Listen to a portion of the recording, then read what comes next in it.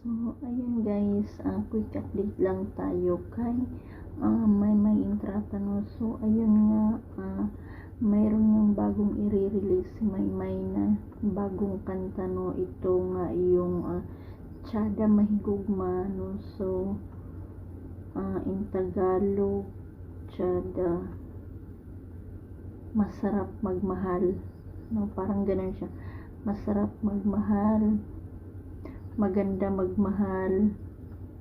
So parang ganun yung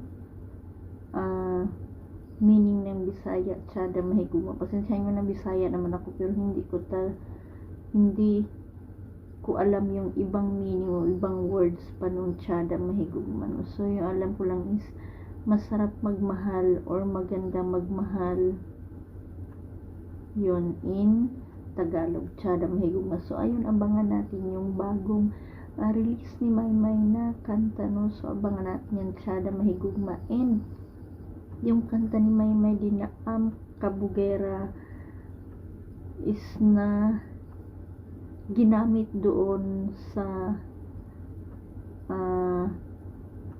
movie, no, doon sa Drag